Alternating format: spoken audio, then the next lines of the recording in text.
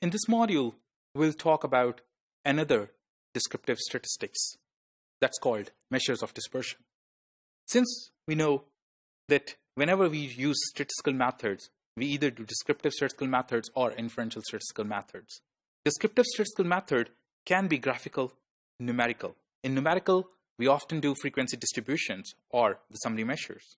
And within the summary measures, we try to calculate measures of central tendency, which are mean, median, and mode. And the other measures are the measures of dispersion, which are going to be the focus of this module. Dispersion is defined as the extent to which the observation in the data set are spread away from the central value. These measures are the methods that convey the information regarding the amount of spread, that is variability, present in the set of data. In all the values in the data set, if all the values are same, then there will be zero variability, and we can call it there's no dispersion. Other terms used synonymously with dispersion includes variation, spread, and scatter. We look at this data where we have these fasting plasma glucose levels of 7 individuals in 2 groups. The first group has the observations 110, 110, and so on, where the minimum observation is 90 and the maximum observation is 110. And in the group 2, the observations are, minimum observation is 80 and the maximum observation is 120.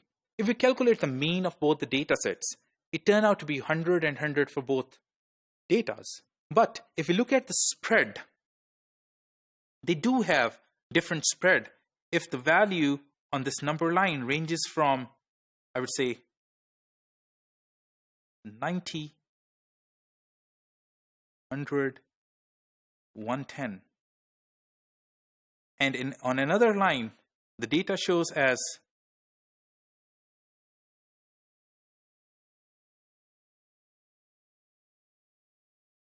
we can clearly see if we plot all these observations here, there's one observation that's 100, other observation 110, 90, 105, 95, 101, and 99.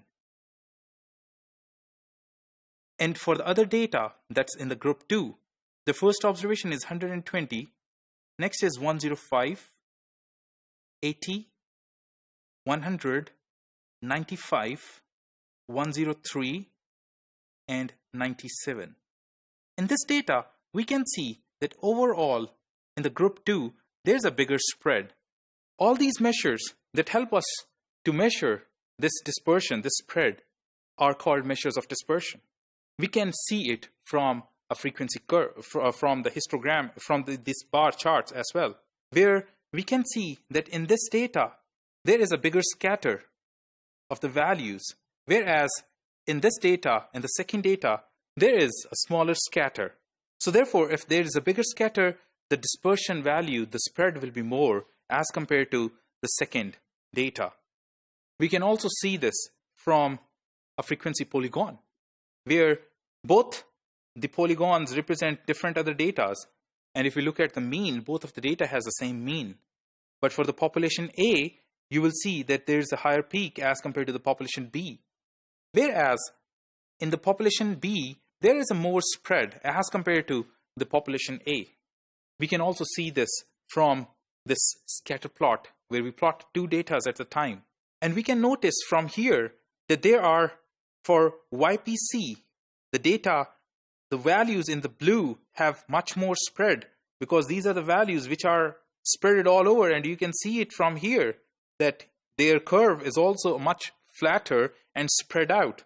Whereas the purple points are pretty closer to each other. They're more intact. That's why their curve is much more, it's kind of leptokurtic.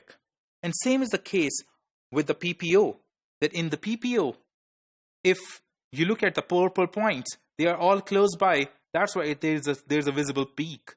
But for the green dots and these maroon dots, you will see that they are much more spread out as compared even more than the blue dots. From here, we can represent our data into the curves as well as within the scatter plot that how spread the data is. Measures of dispersion are of 2 types: absolute measures of dispersion and relative measures of dispersion. Those measures which are expressed in terms of their same units as the original data, are termed as absolute measures of dispersion, whereas those measures which are expressed in the terms of ratios and percentages, these measures are independent of the units and termed as relative measures of dispersion. Each absolute measure of dispersion can be converted into its relative measure of dispersion, whereas relative measures of dispersion are used to make comparison between different data sets as they are unit-free.